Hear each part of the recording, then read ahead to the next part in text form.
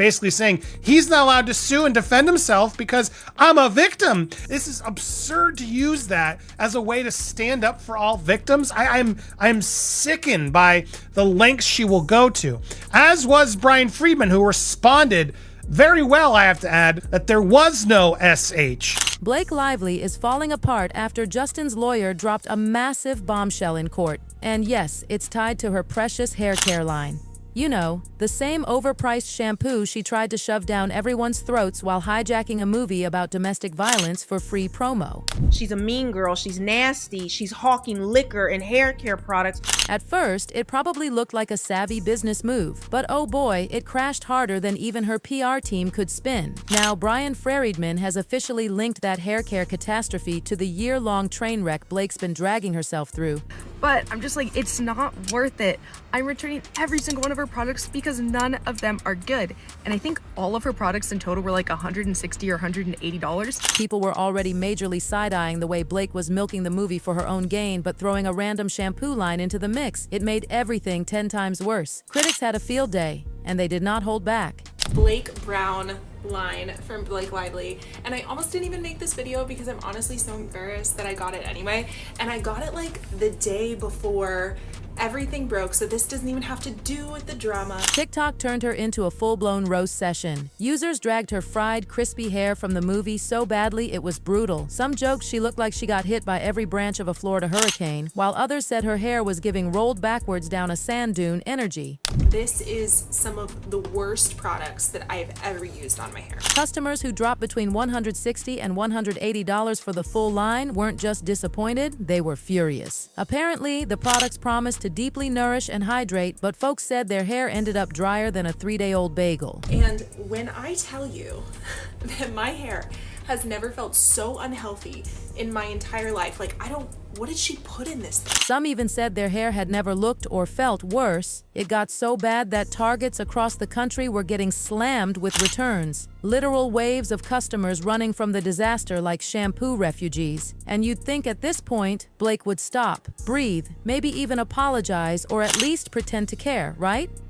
I'm telling you right now, my hair has never been this dry in my life, and it's not just the ends. I've heard some people say it's at the ends.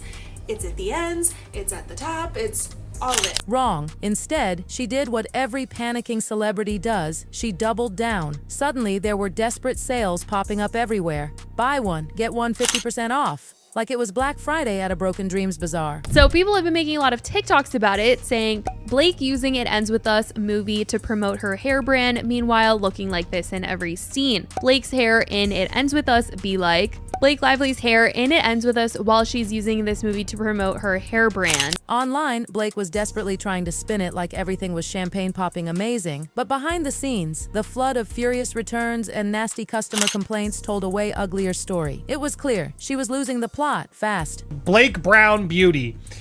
Buy one, get a second for only 50% off, guys. Now look, I know I'm sort of promoting this deal. She's probably hoping, but I promoted in that it looks like you're doing okay business-wise, Blake. But honestly, the real mess wasn't even about the shampoo. The timing of her Blake Brown launch just exposed how little she actually cared about the cause It Ends With Us was supposed to support. It wasn't about survivors. It was about slinging products. She's now advertising and has all these people showing off her Blake Brown hair care products, where she talks about, oh, that's a anyway. 7 years I've spent on this hair care line that apparently was destroyed by Justin. The entire point of the movie was to shine a light on domestic violence survivors. Instead, Blake hijacked the whole press tour to shill her hair masks and liquor brand. Survivors expecting serious conversations about got cocktail recipes and hair tutorials instead. She's a mean girl, she's nasty, she's hawking liquor and hair care products for a domestic violence movie, saying it wasn't about domestic violence. And when the backlash smacked her across the face, Blake didn't even try to take responsibility. Nope. She instantly pointed fingers at Sony Pictures, basically blaming everyone but her dog for the disaster. Instead of focusing on the issues, she was so rude throughout anybody who asked about it. She didn't want to talk about it, and then she just blamed Sony. Well, that wasn't the plan, girl. But insiders? Oh, they were ready. They spilled that it was Blake herself, through her company Maximum Effort, who took over the movie's marketing. You took over the marketing. Maximum Effort took over the marketing. Sony was just doing whatever you asked because you wouldn't do anything unless you kept getting your demands. And now you're gonna blame them and everybody else when that failed. And when her house of cards collapsed, Blake stood there pretending she was just an innocent bystander watching it all burn. Girl, please. As the comments were just ripping these videos up saying, why is she just making everyone's hair frizzy? Like, I can spend $0 and just not brush my hair when I wake up. I've never once looked at her and thought I need her hair care routine. Then came the ultimate gut punch. Survivors themselves began speaking out, and they were furious. They said Blake took their real-life pain, their stories, their trauma, and slapped a $50 hair serum sticker on top of it. My hair looks like this after a sweat sesh at the gym. And as some time has passed, the reviews are rolling in from people who have actually purchased the products, and things aren't looking the best for Blake. Guess what I'm returning? Every single one of Blake Brown's hair care products. And now, her legal team is desperately clinging to California's brand new Section 47.1 law like it's the last life raft on the Titanic. This law, which only went into effect January 1st, 2025, was created to protect real victims of harassment and abuse. They do not like them. A lot of them are saying that the fragrances are really interesting, which like totally vibes. I feel like she looks like a girl who has really good smelling hair. But I want to talk about how all of these images are not marketing the actual product, they're marketing Blake. This is not the shot of strong, beautiful hair that I would want to see. But leave it to Blake to twist it into something so ridiculous that even seasoned lawyers and survivor advocates are sitting there blinking like, is this real life? And I do not think that these images are achieving that goal. In court documents filed by her lawyers, Mike Golub and Ezra Hudson, Blake is actually out here trying to argue that being called sexy and getting looked at while breastfeeding counts as harassment. Yes, you heard that right. That's her whole claim. She's still using real victims of real abuse because he called her sexy and because a dude looked her in the eyes while inviting him in to talk to him while she's breastfeeding. Like, it's crazy.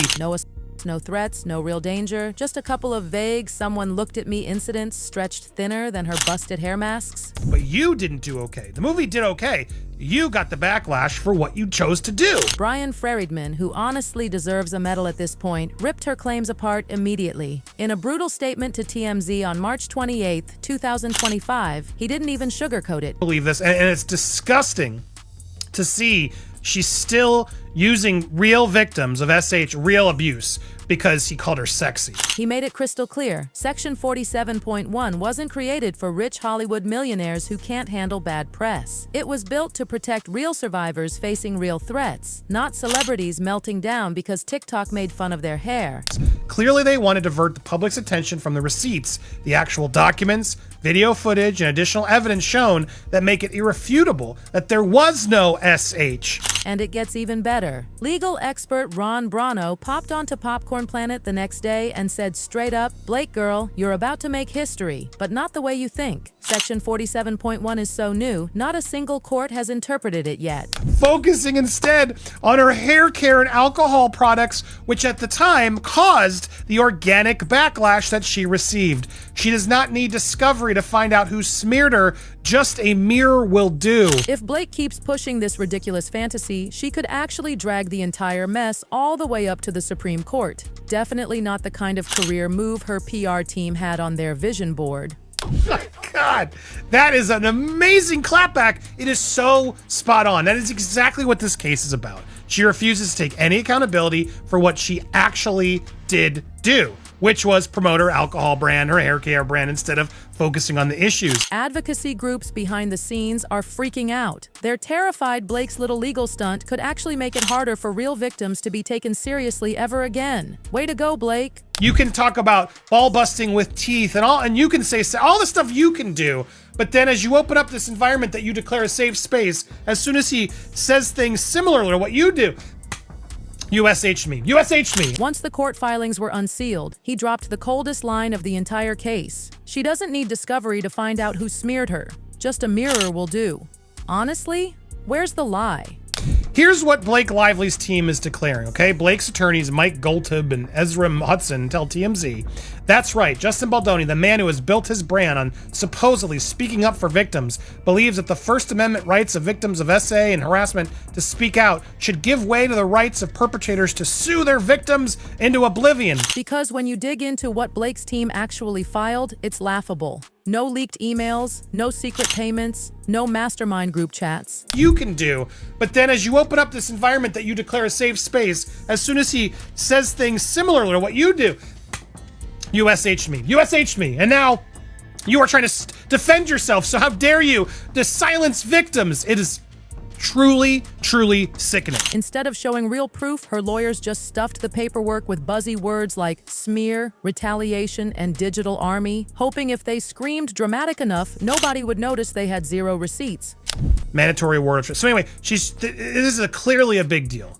And this is such a big deal that, you know, this is much more complicated than Blake wants to. She's trying to use this as sort of the, I'm going to stand up for all victims, so you're going to rule in my favor, and therefore all other victims will be protected. Sure, she won a confidentiality order early on, but as Brian warned in court, all it's doing now is giving Blake's team permission to drag even more nonsense into the case. The filings don't even read like a serious lawsuit. They read like a bad influencer's messy breakup note. All emotion, no facts.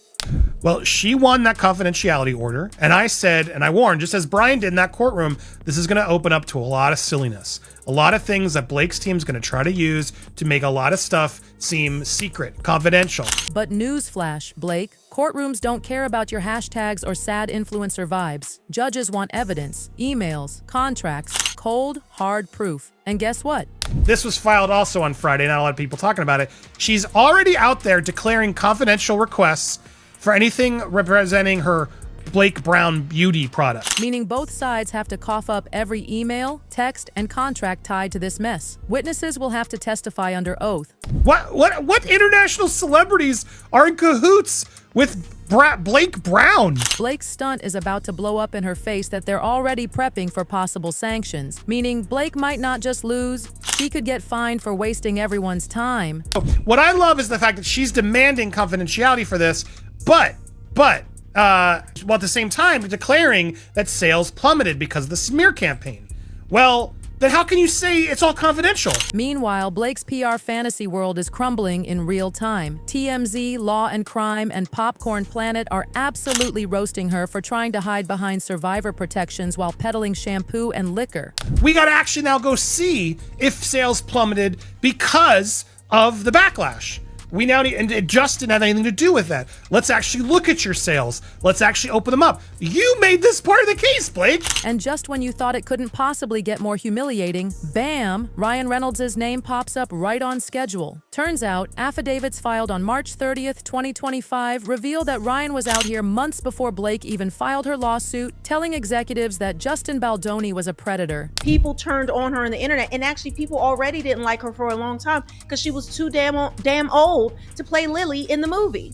And she looked a hot ass mess with those outfits on. If anything, the actual evidence points to Blake and Ryan being the ones who weaponized gossip and started rumors behind the scenes, not Justin. Has pushed him away, and this is his movie. We've seen him speak with passion and speak with empathy about this, and he's the only one still talking about domestic violence and what's important for this movie. On March 29th, 2025, Blake's legal team filed a desperate motion begging the court to keep everything involving her Blake Brown brand locked up tighter than Fort Knox. They argued her beauty brand's business plans, marketing materials, and basic sales numbers were sensitive trade secrets.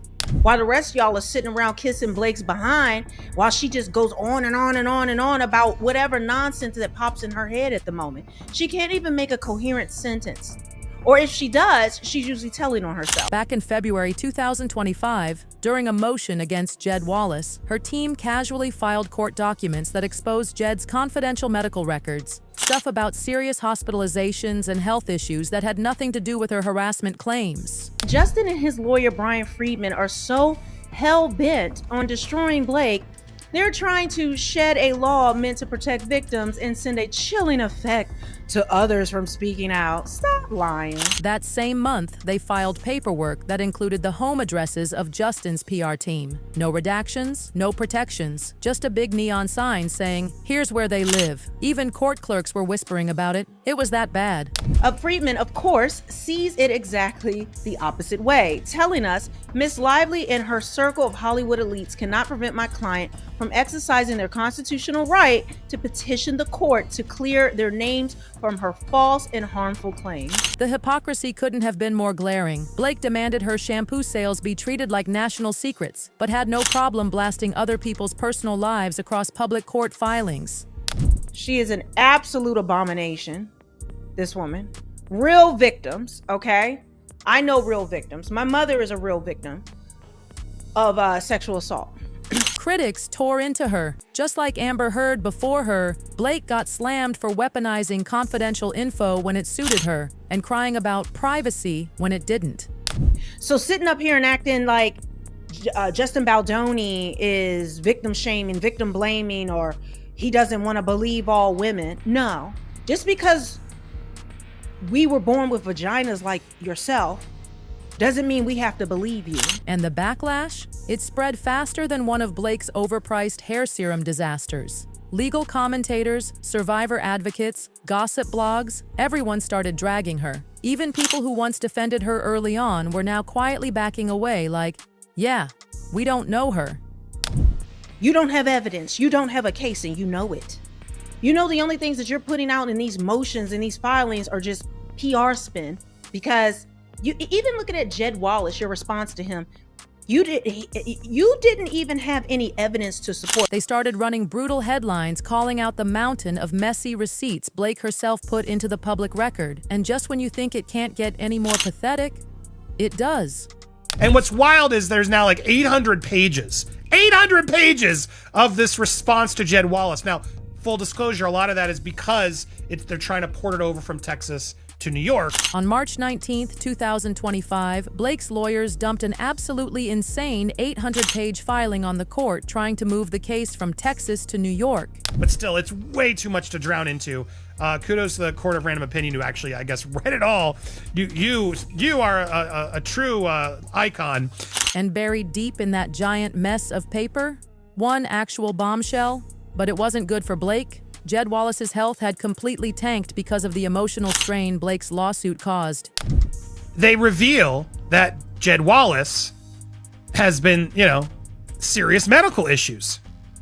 Confidential medical information regarding the hospitalization he experienced due to health condition, which was worsened by the stress. And even with that emotional grenade buried in the paperwork, the 800 pages still didn't cough up one solid piece of evidence against Justin Baldoni. No secret payments. So we muted, we did, call this out because as Kim noted too, this is very likely a HIPAA violation. Blake's 800-page dumpster fire went viral on R Law with one savage commenter writing, "Imagine handing in a 20,000-word essay and still failing because you didn't answer the question. Honestly, they weren't wrong." And so the hair care line needs to be protected, but Jed's medical information didn't. You can keep stressing him out on something that he's sworn through the court of law that he didn't do. And now you're going to reveal all that. Same thing she did when she revealed Justin's PR people's home addresses, which she had no qualm doing. Even mainstream outlets like Variety and Deadline started piling on. In one absolutely brutal review on March 23rd, 2025, a Variety analyst said Blake's filing was the legal equivalent of bringing a giant inflatable unicorn to a gunfight. And honestly, that might have been generous. But Blake's hair care line, Judge, it's very important we get that protected because, all the international celebrities and trade secrets, no one's looking for the ingredients of your damn shampoo, girl. The damage was done. Between her embarrassing double standards on privacy and the 800-page disaster that proved absolutely nothing, Blake's legal credibility crashed harder than her shampoo sales. And with discovery hearings looming in May 2025, they want to know what are the sales and what happened. But she's going to try to do these shenanigans because she won that order. And now this is confidential, Judge. This is the trade secrets we talked about previously. In filings submitted on March 25th, 2025, her lawyers actually accused marketing consultant Jed Wallace of running a secret digital army army, basically some kind of online squad sent to destroy her reputation like it's a budget spy movie. The problem? Jed Wallace didn't just deny it, he completely obliterated that fantasy under oath. Give me a break. Nonsense. Absolute nonsense. It's disgusting. Disgusting what she's resorting to. Now using victims to try to get away with it, and then declare confidential declarants for my hair care line. Oh, but I suffered so much damage, so I want to talk about it, but we don't really get to talk about the details. In a sworn affidavit filed on March 19, 2025, Wallace made it painfully clear he had never published, directed, or even interacted with any content about Blake, good or bad. According to court documents, his job was strictly passive, just monitoring public social media trends for Justin Baldoni's film team starting August 2024. And then completely throwing all these other people under the bus and not protecting their privacy. Emails filed on March 22, 2025 showed public backlash against Blake's hair care brand, and her movie had already exploded by June 2024, months before Jed Wallace even entered the picture. People were roasting her messy marketing all on their own. No secret agents needed. Smear campaign against you. Nobody can see it. Nobody knows where it's at. It's invisible to the naked eye, but somehow it happened. Yet Blake's team keeps clinging to a few stolen text messages like they're holding Watergate evidence. This convoluted statement makes it abundantly clear that Miss Lively and team are rattled. And once again resorting to making inflammatory remarks to steer focus away from the actual facts. Blake and Ryan were quietly trying to wreck Justin Baldoni's career behind the scenes, then turned around acting like innocent wounded angels when the internet didn't buy their act. And now, the receipts are out there, stacked taller than her crunchy hair in that disaster of a movie trailer. What happens next is anyone's guess. But one thing's for sure, the chaos is just getting started. Drop your thoughts in the comments, because at this point, it's pure mayhem and we are living for it. And we are living for it.